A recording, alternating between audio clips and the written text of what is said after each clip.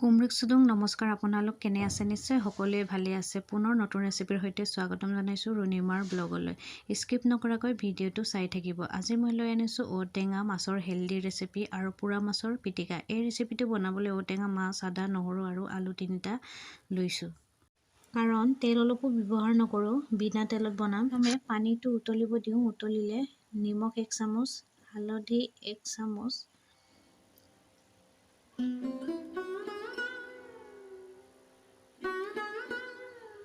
লগতে মাছবোৰো দি দিওঁ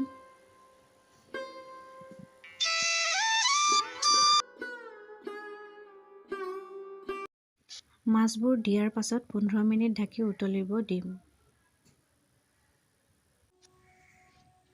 এতিয়া আলুবোৰ কাটি লওঁ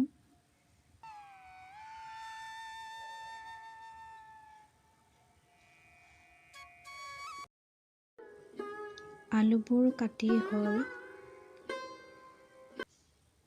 দি দিওঁ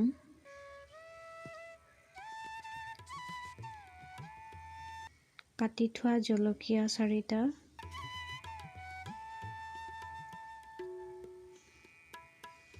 দি ভালকৈ ঢাকন দি উতলিব দিম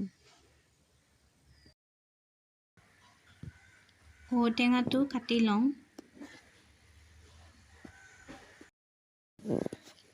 ঔটেঙাটোৰ ওপৰত এটা লেয়াৰ থাকে এই লেয়াৰটো সকলোবোৰ ভালকৈ গুচাই লওঁ নহলে চুবাবলৈ টান হয়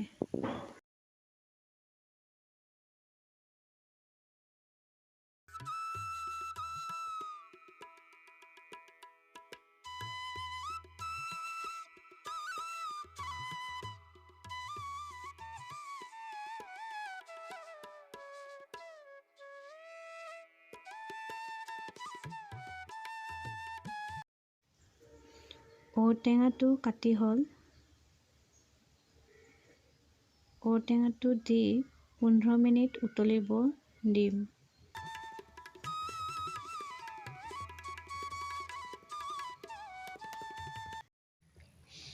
আদা নহৰুটো পিচি লওঁ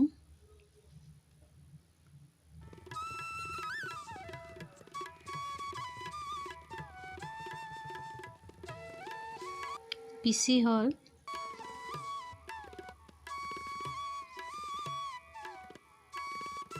আদা নহৰুৰ পেষ্টখিনি দি ভালকৈ ঢাকন দি 15 মিনিট উতলিব দিম যাতে ঔটেঙাৰ ৰসটো ভালকৈ ওলায়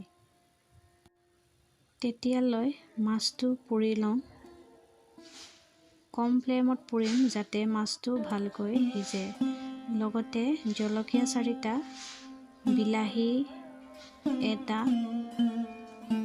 বিলাহীটো মাজে মাজে কাটি দিছো এইদৰে কাটিলে জলদি সিজে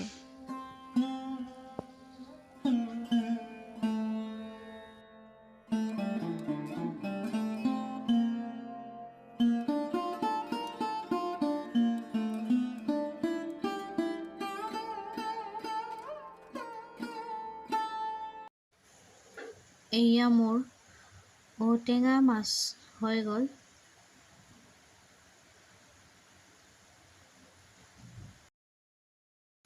এতিয়া মান ধনিয়া দি লো ফ্লেমত 5 মিনিট ঢাকি থৈ দিম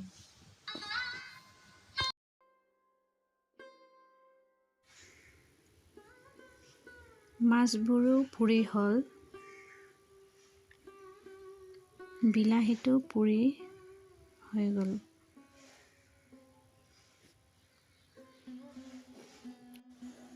ঔটেঙা মাছৰ জোল হৈ গ'ল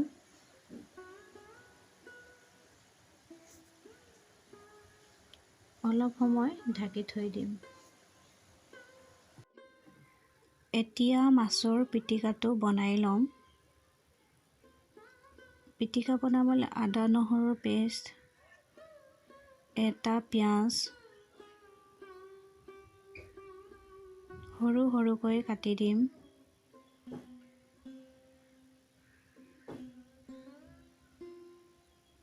লগতে মান ধনিয়াৰ পাত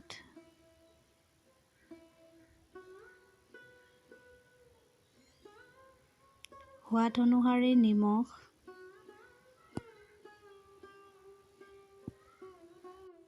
গোটেইবোৰ ভালকৈ সানি লওঁ।